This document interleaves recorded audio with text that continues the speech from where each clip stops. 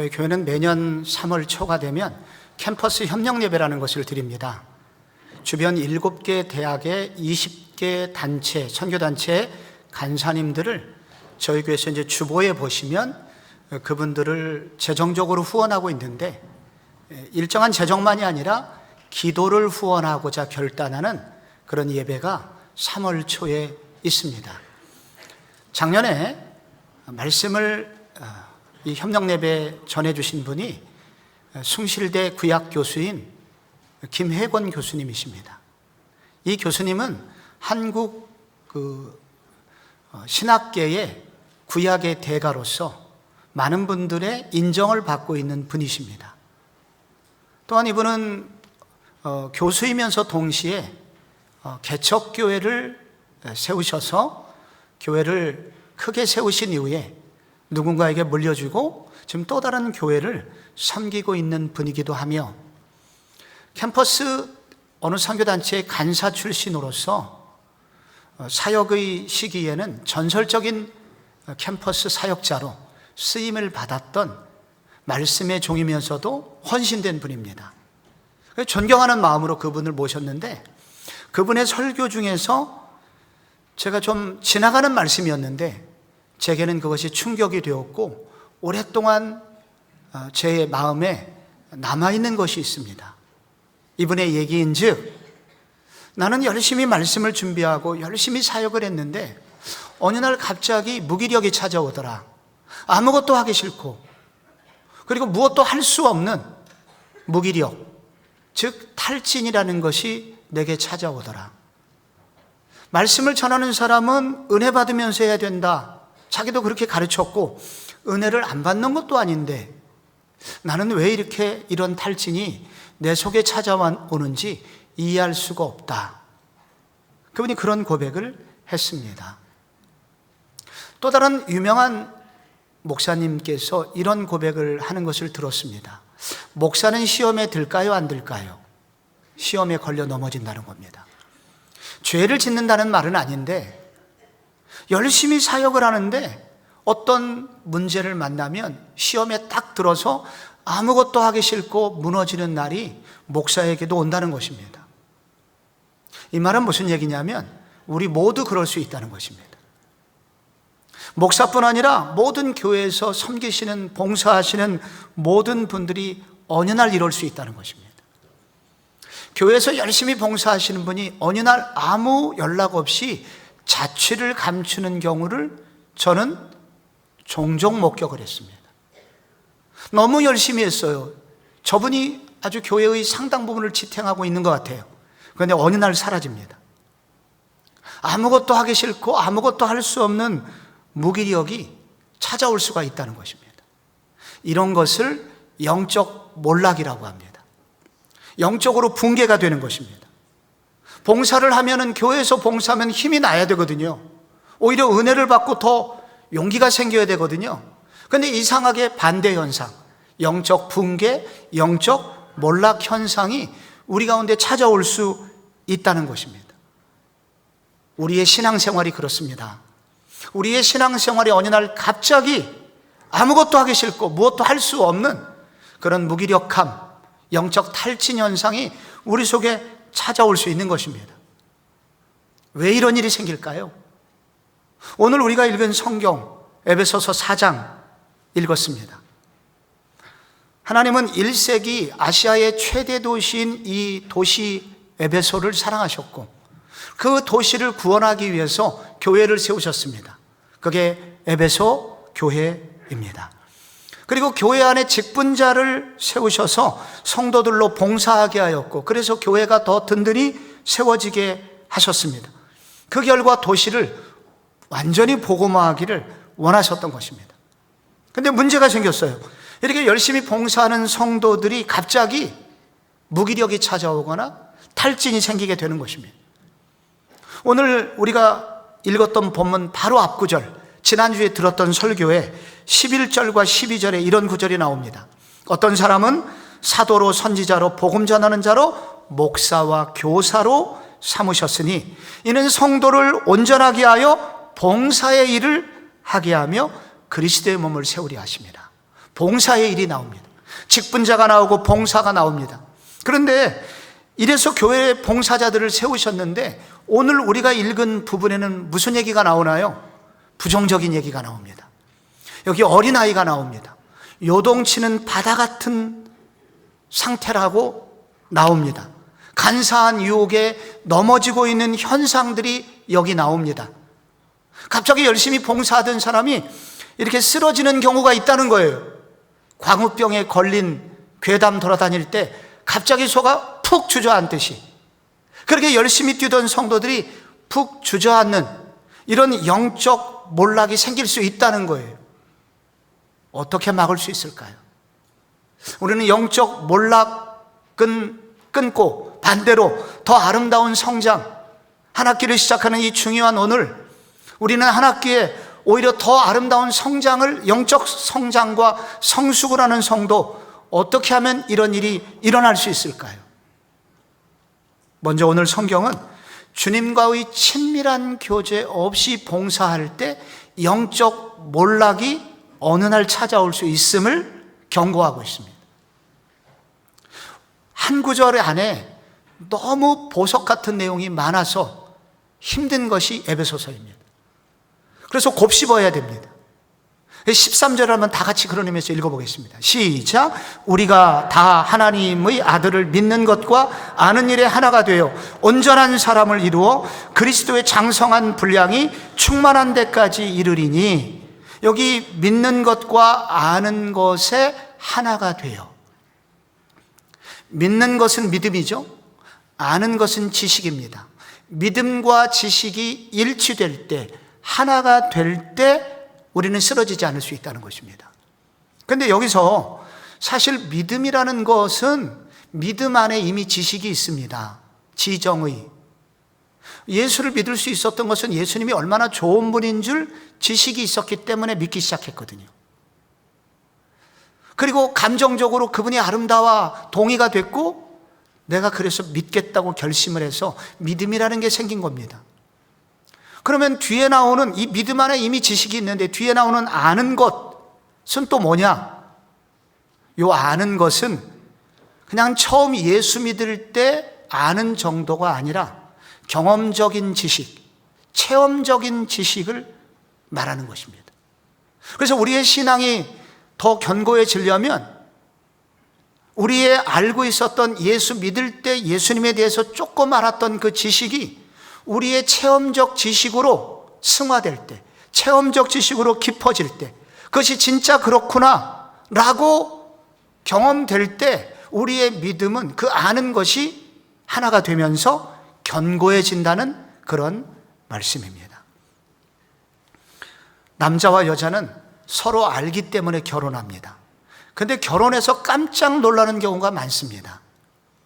연애할 때는 그렇게 젠틀하고 소프트하고 그리고 친절하던 남자가 손 하나 까딱하지 않는 경우가 많이 있다고 합니다. 그리고 말도 거칠게 해갖고 막 폭언을 일삼고 여자에게 하지 못해야 될 말, 강한 센 말을 막 퍼붓는 경우가 있습니다. 연애할 때는 몰랐는데 이게 새로운 지식입니다. 살아보니까 전혀 다른 거예요. 이거 우리 집사람이 저한테 자주 쓰는 말입니다. 목사님 얼마나 젠틀하고 얼마나 좋으시냐고. 살아보세요. 옆에서 꼭 초를 치는 얘기를 제가 듣고 있는 얘기입니다. 여러분, 이런 여러분도 경험하시면서 내가 예전에 알았던 그 사람이 아니네? 경험을 해보니까 전혀 다른 거예요. 근데 거의 드문 경우이긴 하지만 반대로 살아보니까 연애할 때보다 더 좋은 분이 있습니다. 이 연애할 때도 부드럽고 친절했는데 정말로 결혼해보니까 너무 성실해. 아내를 너무 아껴주고 사랑해. 이런 분이 정말 있다고 해요. 이 지구상에 이런 분이 있답니다. 이런 경험적 알미죠, 이게. 지식적 알미죠. 근데 우리 그리스도이신 신랑 예수는 우리에게 어떤 신랑이실까요? 우리가 처음에 알던 그분은 어떤 신랑이실까요? 살면 살수록 더 귀한 분입니다. 더 섬세하신 분이고 더 우리를 영광스럽게 해주시기 위해서 우리를 섬겨주시는 분입니다. 그래서 우리가 그리스도를 처음 믿을 때 믿는 그 믿음이 우리가 그리스도를 사귀고 교제하고 알면 알아갈수록, 이분과 깊은 교제를 하면 할수록, 그래서 이런 경험적 알을 통해서 우리의 신앙은 더욱 견고해진다는 것입니다. 근데 문제가 뭐냐면은 우리가 이렇게 주님을 경험적으로 주님을 알고 주님을 알아가려고 힘써야 되는데, 우리가 때로는 봉사하는 일에 지쳐서 정말로 만나야 될 그리스도와의 인격적인 만남, 알매 시간을 못하게 되면서 우리의 신앙에 문제가 생길 수 있다는 것입니다. 욥이라는 사람이 그랬잖아요. 그는 하나님에 대해서 몰랐던 것이 아닙니다. 근데 극한 고난을 당하고 나서 재산 다 날아가고 자식 다 죽게 되고 몸에 강한 피부병이 왔을 때 그 고난의 한복판에서 그는 주님을 진짜 만나게 되죠. 그래서 욥기 42장 끝부분에 그가 고백합니다. 내가 이전에 주로 귀로 듣기만 하였사오나 이제는 눈으로 주를 배움나이다. 정말 하나님을 알게 된 거예요. 그래서 그의 처음 믿었던 작은 지식이, 그리스도를 향한 작은 믿음이 더욱더 견고해지게 되었다는 것입니다. 여러분, 바울이 예수님과 부활을 알고 있었습니다. 그래서 너무나 그리스도를 아는 것이 존귀해서 그동안 자기가 배웠던 모든 것은 쓰레기였다, 배설물이었다, 그렇게 말을 합니다. 그리고 빌립보서 3장 10절에 그가 이런 고백을 합니다. 내가 그리스도와 그 부활의 권능과 그 고난의 참여함을 알고자 하여 그의 죽으심을 본받아 어떻게 해서든지 죽은 자 가운데서 부활에 이르려 하노니. 바울이 부활을 알았다니까요. 그런데 여기서 말하는 부활은 다른 부활이에요. 예수님이 나의 삶의 현장에서 정말 죽을 것 같은 상황에서 주님을 의지했을 때 나를 부활시켜 주시는, 살려주시는 하나님을 그가 경험하게 된다는 거예요. 이 지식이 그동안 처음 알고 있었던 그 예수님보다 한 단계 더 경험적으로 알게 되는 지식을 통하여 그의 신앙이 견고해지게 된다는 것입니다. 믿는 것과 아는 것이 하나가 되는 것입니다. 문제는 우리가 이렇게 주님을 알기 위해서는 주님과의 친밀한 교제를 해야 되는데, 때로는 많은 사역에 휘둘리다 보면 이렇게 주님과 친밀하게 교제하는 것을 잊어버리게 된다는 것입니다. 저는 어저께 대학 시절에 읽었던 내 마음 그리스도의 집이라는 소책자를 다시 꺼내 읽었습니다. 로버트 멍어라는 목사님이 주일 저녁에 설교를 했었는데, 그래서 교인들이 은혜를 받았어요. 그래서 그 설교를 소책자로 만들어서 팔기 시작했는데 전 세계에서 1000만 부 이상 팔리는 초 베스트셀러가 되었습니다. 이것은 내 마음 그리스도의 집이라는 말 그대로 예수님을 믿는 것을 하나의 집으로 묘사하여 신앙생활을 설명한 그런 책입니다. 내가 처음 예수님을 만났을 때 예수님이 내 집에 들어오신 거죠. 그래서 예수님과 이제 동행을 하게 되는데 처음에는 너무 행복했어요. 그런데 내가 너무 바빠지게 된 거예요. 교회 사역하느라고 너무 바빠지게 된 거예요. 그리고 직장 생활하느라고 바빠지게 되는 거예요. 그런데 어느 날 출근할 때 예수님이 거실에서 물끄러미 멀찌감치 바라보는데 갑자기 미안한 생각이 드는 거예요. 내가 예수님께 너무 소홀했구나. 그때 그 부분을 로버트 멍어는 이렇게 묘사하였습니다. 너는 이제껏 성경 연구나 기도 시간을 내 자신의 영적인 성장에 필요한 수단으로만 생각해 왔다. 그렇지만 이 시간이 나에게 얼마나 의미 있는지 너는 잊고 있구나. 너와 교제를 하고 싶구나. 내가 내 얼굴을 쳐다보기만 해도 내 마음이 따뜻해진다는 것을 네가 좀 알았으면 좋겠어. 우리는 특별히 저같이 목사인 저는 목사다 보니 성경을 늘 품고 삽니다. 읽습니다. 그런데 대부분 언제 읽냐면 이렇게 설교하기 전에, 또 성경대학 교환을 만들기 위해서 가르쳐야 되니까 내가 몇 시에 지금 성경대학 가르쳐야 되지 하면서 성경을 열심히 공부합니다. 그러다 보면 정말로 성경 안에 살아계신 예수님을 잊어버릴 때가 있습니다. 자주 잊어버립니다. 우리가 교회 기도도 마찬가지입니다. 기도회를 인도하는 제가 기도회를 인도하다 보면 기도를 받으시는 대상이신 하나님을 잊어버리고, 기도회에 참석하는 분도 나 기도회에 참석했어, 오늘 나 예배 참석했어 하면서 예배의 진정한 우리의 예배 경배를 받으시는 그 대상이신 하나님과의 인격적인 교제는 외면된 채 그 모임에 갔다거나 그 형식에 참여했다는 것으로 신앙생활을 다 했다고 생각하면서 진짜 만나야 될 그리스도를 잊어버릴 때가 있다는 것입니다. 그래서 우리는 물어야 합니다. 나는 정기적으로 주님의 눈을 바라보고 있는가? 나는 주님의 얼굴을 바라보면서 정기적으로 주님과 교제를 하고 있는가? 나는 주와 동행하고 있는 삶을 살고 있는가? 주님과 동행하면서 주님과 친밀하다고 여겨지는 시간을 갖고 있는가? 그래서 청교도들은 친밀한 교제를 가지라고 몇 가지 제안을 합니다. 정기적으로 조용한 개인 기도의 시간을 가져라. 말씀을 가르치기 위해서가 아니라 주님의 얼굴을 바라보고 구하는 방식으로 말씀을 읽어라. 또 요즘 말로 하면 홀로 있는 시간, 휴대폰 끄고 주님과 독대하는 시간을 가져라.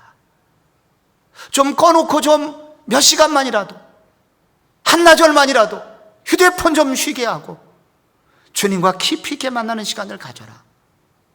주님과 이와 같은 친밀한 교제하는 시간을 갖고 주님과의 인격적인 관계를 형성하는 동안 우리의 신앙은 채워지게 되고, 그래서 넘어지지 않는 신앙을 가질 수 있다고 말씀하십니다.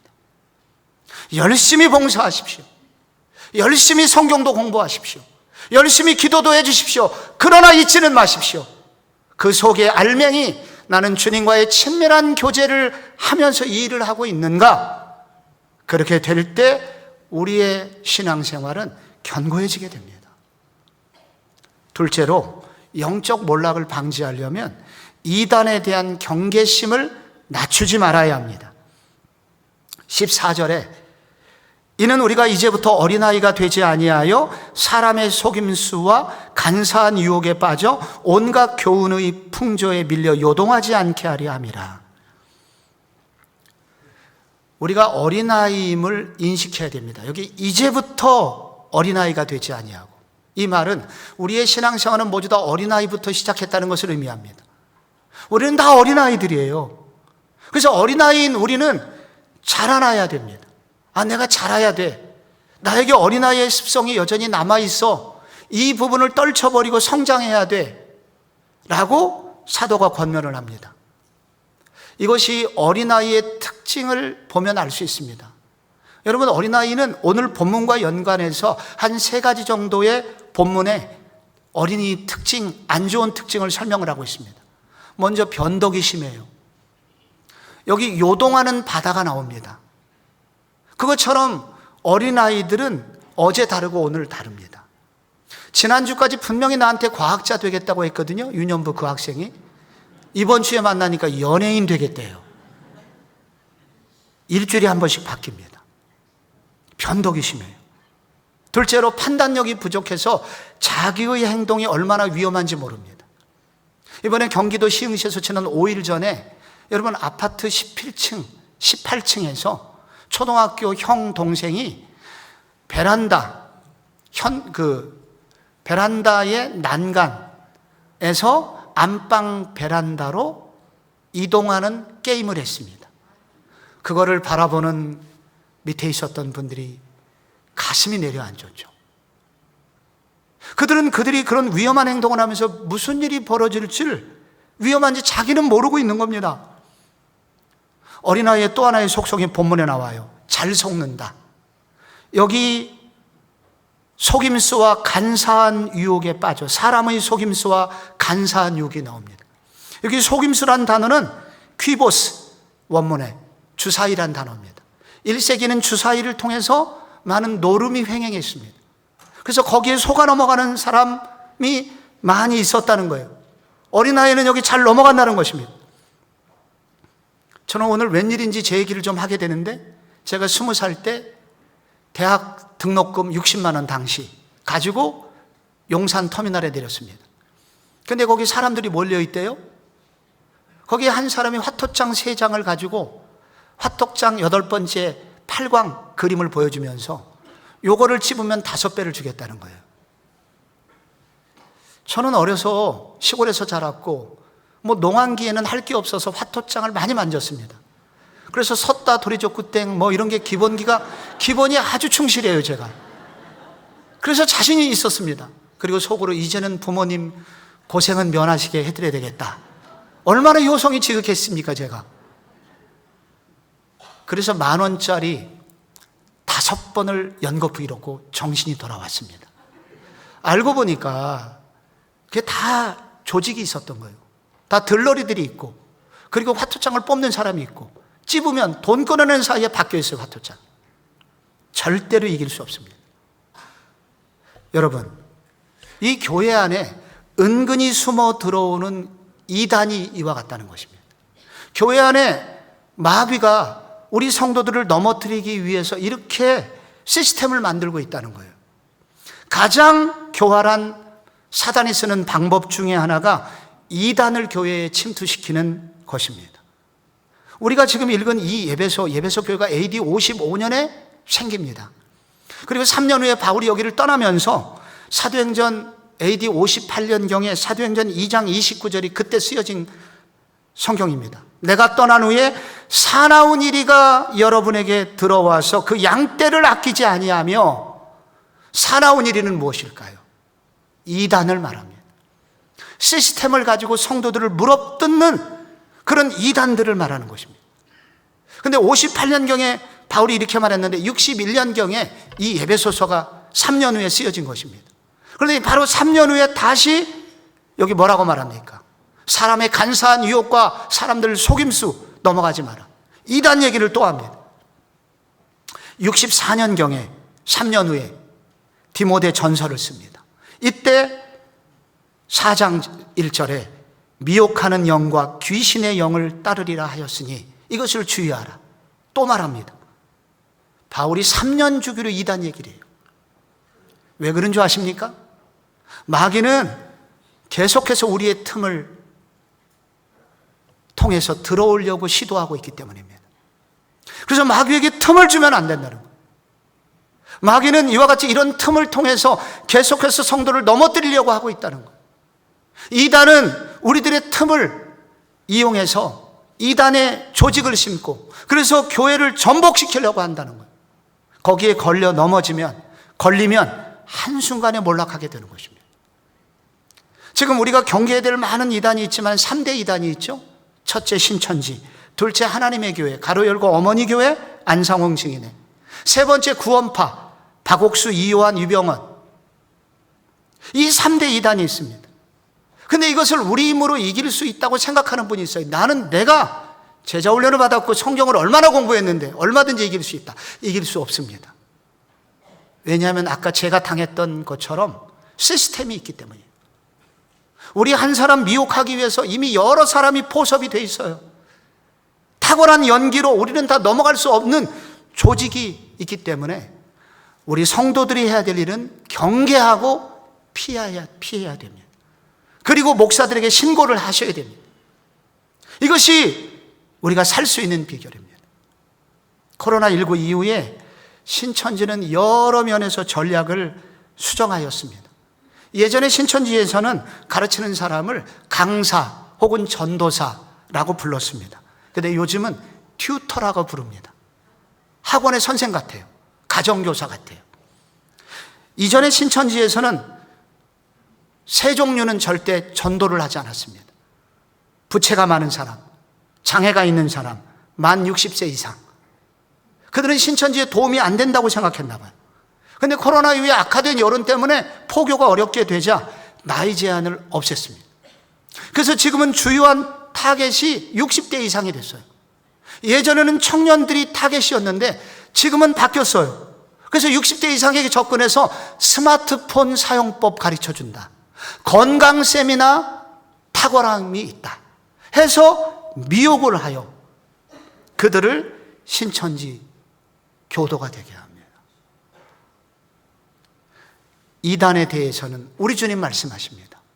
이단에 대해서는 싸우려고 하지 말고 피하라. 그들을 멀리하라. 경계하라. 이단은 우리의 힘으로 대적할 수 있는 게 아니다. 그래서 우리가 이것을 조심하고 주의할 때 우리 자신을 영적 몰락으로부터 보호할 수 있다는 것입니다. 마지막으로 영적 몰락을 막으려면 공동체 안에서 책망과 격려와 책망이 있는 인격적 만남으로 연결되어라 라고 말씀합니다. 우리 마지막으로 15절, 16절을 한번 같이 읽어보겠습니다. 시작. 오직 사랑 안에서 참된 것을 하여 범사에 그에게까지 자랄지라. 그는 머리니 곧 그리스도라. 그에게서 온몸이 각 마디를 통하여 도움을 받음으로 연결되고 결합되어 각 지체의 분량대로 역사하여 그 몸을 자라게 하며 사랑 안에서 스스로 세우느니라. 아멘. 바울은 교회를 설명할 때, 특별히 이 에베소서에서 교회를 향한 많은 설명이 있잖아요.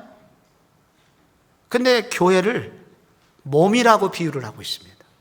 교회는 몸과 같다. 몸에서 제일 중요한 것은 머리입니다. 근데 머리는 그리스도라고 말씀하고 있습니다. 그래서 머리에서 나오는 모든 영양분이 온 몸으로 흘러 들어갈 때 교회는 건강해진다는 것입니다. 그리고 머리에서 어떤 지시가 내려갔을 때 그 지시에 순종할 때 몸은 안전하다고 하는 것입니다. 근데 여러분, 만약에 우리의 몸에 이 지시를 따르지 않는 한 부분이 있으면 그 부분은 그때부터 불구의 몸이라고 말합니다. 머리에서 오른손아 움직이라 그러는데 안 움직이면 불구가 되는 것입니다. 뭔가 문제가 생긴 것이죠. 그래서 이 그리스도께서 이 교회를 세우시고 이 교회를 통해서 성도를 성장케 하시기 위해서 하나님이 주신 두 가지 기능을 오늘 본문이 설명을 하고 있습니다. 하나는 이 그리스도의 충만한 은혜가 온 몸으로 흘러갈 수 있도록 순환기관을 주신 것입니다. 우리 몸에 이 머리에서 흘러나오는 그 은혜가 흘러내려가도록 하기 위해서 뼈대가 있습니다. 그 다음에 장기들이 있습니다. 속에 위장, 대장, 여러 가지 기능들이 우리 속에 있습니다. 그리고 혈관이 있습니다. 이런 것들이 머리로부터 우리의 온 몸으로 내려가도록 하나님께서 이런 기능들을 선물로 주셨습니다. 근데 교회는 마찬가지로 여기서 중요한 것은, 그렇기 때문에 우리 성도들이 꼭 알아야 되는 것이 있습니다. 우리는 교회라는 몸 안의 한 지체로 부름을 받았다는 사실입니다. 내가 이 몸 안에 어떤 부분에 잘 붙어 있어서 그 머리로부터 흘러내려오는 은혜가 우리 몸속에 흘러 들어갈 때 결국은 나도 살고 또한 동시에 성장할 수 있다고 말합니다.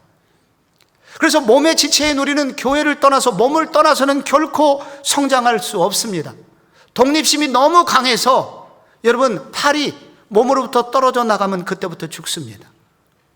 너무 강한 심장을 갖고 있어서 난 독립적으로 살 거야, 빠져나오면 그때부터 죽습니다. 그래서 우리는 언제 성장할 수 있느냐? 바로 몸 안에 있어야 되고 몸 안에 옆에 있는 다른 기관들하고 연결될 때 비로소 그리스도의 은혜가 우리 속에 흘러 들어오고 생명력과 영양분과 축복이 흘러 들어오면서 나라는 한 사람이 더욱더 견고해지고 성장할 수 있다고 말씀하고 있습니다. 그래서 하나님은 이런 것들을 주신 것입니다.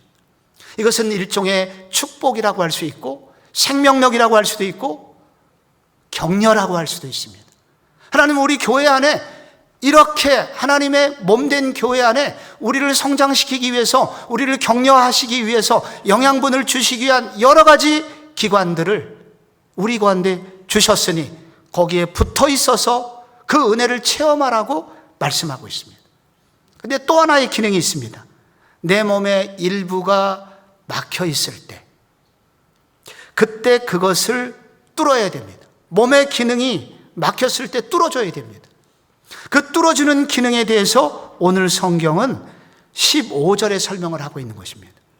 오직 사랑 안에서 참된 것을 하여 범사에 그에게까지 자랄지라. 여기 참된 것을 하라는 것은 참된 것을 말하라. 참된 것은 진리입니다. 진리를 말하라. 잘못 살고 있는 사람에게 책망을 하라는 겁니다. 그래서 그 책망을 통해서 잘못된 것을 돌이키게 하라는 것입니다. 우리 몸속에는 피가 순환이 잘 돼야 우리 몸이 건강합니다. 근데 한 곳이 막히면 그때부터 아파요. 매우 위험한 것은 머리로 올라가는 혈관이 막히면 뇌경색이라고 합니다. 쓰러지게 됩니다. 심장으로 흘러들어가는 혈관 관상동맥인데 이게 막히면 심근경색이라고 합니다. 무너지게 됩니다, 사람이. 그래서 막힌 것을 뚫어야 됩니다. 그런데 교회에서 이렇게 막힌 것을 뚫어주는 역할이 있습니다. 바로 누군가의 책망입니다. 우리를 사랑하시는 하나님의 책망이거나 누군가 교회의 누군가 선배의 책망이거나 이런 책망을 통해서 우리의 막힌 것이 뚫리게 됩니다. 그래서 교회 안에서는 두 가지가 꼭 있어야 된다는 거예요. 위로의 만남이 있어야 되고 그리고 책망의 만남이 있어야 됩니다. 위로와 책망이 있는 이런 건강한 만남으로 인격적으로 교회 안에서 누군가 연결되어 있을 때 우리는 건강하게 온전하게 성장할 수 있고 세워질 수 있다는 것입니다. 80년대부터 대학생들이 몰려가는 교회가 있었습니다. 광화문에 있습니다. 그런데 이 교회는 찾기가 너무 힘듭니다. 광화문에 세문안교회라고 있습니다. 대번에 찾을 수 있습니다. 종교교회라고 있습니다. 잘 찾을 수 있습니다. 그런데 이거는 한가운데 어디 구석에 들어 있습니다. 교회도 작습니다. 지금도 작습니다. 그런데 거기에 청년 대학생 400명이 그 좁은 공간에 바글바글 모여서 성경 공부를 합니다. 이 교회는 내수동교회라는 교회죠. 그런데 그 교회가 요즘 주목을 받고 있습니다. 우리 교단을 떠들썩하게 하고 있습니다. 이번에 총신대 총장이 되신 분이 이 교회 출신입니다. 총신대 재단 이사장 되신 분이 이 교회 출신입니다. 이번 올해 우리 교단 총회장 되신 분이 이 교회 출신입니다. 수많은 대형 교회 목사들이 이 교회 출신입니다. 수백 명의 선교사들을 이미 배출했습니다. 건강한 평신도, 균형 있는 평신도 다수 배출했습니다. 우리가 요즘 나오는 TV에 종종 나오는 이니환 씨도 이 교회 다니고 있습니다. 이 교회 특징은 뭘까요? 제자 훈련을 열심히 가르칩니다. 그러나 이거 안 하는 교회는 별로 없습니다. 다 말씀 열심히 가르칩니다. 그런데 이 교회가 가진 독특성이 하나 있습니다. 이 교회는 틈나는 대로 그 대학생들, 그들이 다니는 대학가 앞에 학사를 마련해 줍니다. 그래서 선배와 후배가 함께 어우러져 살게 합니다. 그래서 주일에 들은 말씀을 삶 속에서 서로 격려하면서 이길 수 있도록 도와주고, 후배가 죄를 지으면 꾸짖습니다, 선배가. 그래서 책망이 있습니다. 이 선배와 후배 사이의 이 공동체성 안에서 만들어진 격려와 그리고 꾸짖음, 이 두 가지 기능이 역사하면서 그들 모두를 살리게 됩니다. 그래서 교회도 건강하지만 교회가 그렇게 건강하자 거기 대학생들이 건강해집니다. 그 대학생들이 건강해지면서 교회는 또 아름다운 교회라는 소문이 나게 된 것입니다. 우리 스스로는, 우리 홀로서는 절대로 성장할 수가 없습니다. 교회의 성장 없이 나의 성장은 있을 수 없습니다. 그래서 교회가 먼저 건강해야 됩니다. 그런데 건강한 교회는 반대로 한 사람 한 사람을 소중히 여기며 구석구석에 이러한 은혜가 흘러 들어가도록 만들어줍니다. 여러분, 우리 교회에서는 어디서 이런 만남을 만날 수 있을까요? 사랑과 책망이 있는 이 아름다운 만남은 우리 교회 어디 있을까요? 우리 교회도 있나요? 있습니다. 우선 사랑방입니다. 우리 교회는 200개 가까운 사랑방이 있습니다. 사랑방에서 우리는 울고 웃는 만남이 될 것입니다. 그리고 때로는 위로도 받고 격려도 받고 우리가 잘못하면 순장님들한테 꾸지람도 얻게 될 겁니다. 그러는 사이에 우리는 성장합니다. 성경대학이 있습니다. 성경대학은 성경만 배우지 않고 성경을 배우고 난 다음에 조별 모임이 있습니다. 배우고 깨달은 것을 함께 나눕니다. 나누면서 내가 들었을 때, 혼자 읽었을 때보다 더 많은 것들을 깨닫습니다. 우리 교회는 일과 영성이라는 특별한 프로그램이 있습니다. 화요일 날 밤과 토요일 날 오전에. 직장 생활하면서 내가 이것이 성경적으로 맞는지 안 맞는지 얼마나 고민이 됩니까? 이것을 성경적으로 배우고 함께 나누는 모임이 있습니다. 제자훈련, 사역훈련이 있습니다. 여기서 중요한 것은 말씀도 배우지만 조별 모임을 통해서 평생 기도의 동역자를 만나는 시간입니다. 얼마나 소중합니까? 많은 봉사의 현장이 있습니다. 내일부터 우리 교회는 새벽 만나가 시작이 됩니다. 매일 5명 혹은 6명이 한 조가 돼서 월화수목금이 돌아갑니다. 그리고 토요일은 오병이어 독거노인들을 위해서 반찬을 만들고 배달하는 팀이 있습니다. 봉사만 하는 게 아닙니다. 그 안에 교제가 이루어집니다. 저희 교회 중복에도 300용사가 있습니다. 여기 서로 기도하는 체인이 연결되어 있습니다. 이렇게 많은 좋은 모임이 있지만은 여전히 여기에 무관심한 분들이 있을 수 있습니다. 연결되어야 합니다. 내가 그분들과 어떤 아름다운 연결됨이 있을 때 바로 그리스도의 그 풍성하고 충만한 지식과 풍성한 은혜가 나에게까지 올 수 있습니다. 그리고 내가 무엇인가 막혀 있을 때 뚫어줄 수 있는 은혜도 열리게 되는 것입니다. 아프리카 밀림에서 사자는 모든 동물들을 먹잇감으로 노획할 수 있다고 합니다. 그런데 사자가 제일 어려워하는 먹잇감이 있습니다. 웬만해서는 잡아먹기 힘들어요. 무엇일까요? 얼룩말입니다. 얼룩말의 특징은 사자가 나타났다는 순간 그들은 습관적으로 함께 모이게 됩니다. 스크럼을 짭니다. 그리고 머리를 땅에 묻습니다. 그리고 사자가 공격할 때 이 말의 힘찬 뒷 발꿈치를 들어서 사자의 머리를 가격합니다. 그리고 머리를 땅에 묻었기 때문에 베는 게 없습니다. 용기가 생깁니다. 힘찬 말발굽질을 하면서 사자를 쫓습니다. 그런데 가끔 잡아먹히는 얼룩말이 있다고 합니다. 독립심이 매우 강한 똑똑한 얼룩말입니다. 나는 홀로일 수 있다고, 나는 혼자서도 잘해요, 그런 노래 부르면서 떨어져 다닙니다. 결국 사자의 먹잇감이 됩니다. 그래서 전도서 말씀을 새겨야 됩니다. 2 사람이 한 사람보다 나음은 그들이 수고함으로 좋은 상을 얻을 것입니다. 혹시 그들이 넘어지면 하나가 그 동물을 붙들어 일으키려니와 홀로 있어 넘어지고 붙들어 일으킬 자가 없는 자에게는 화가 있으리라. 한 사람이면 패하겠거니와 2 사람이면 맞설 수 있나니 새 겹줄은 쉽게 끊어지지 아니하느니라. 성도 여러분, 연결되시기를 바랍니다. 소속되시기를 바랍니다. 그래서 그리스도의 풍성한 영향력과 풍성한 영양분이 여러분에게까지 풍성히 전달되고 성장하셔서 영적 몰락이 없는, 오히려 성숙하고 성장하는 축복의 한 학기가 되시기를 주 예수 그리스도의 이름으로 축원합니다.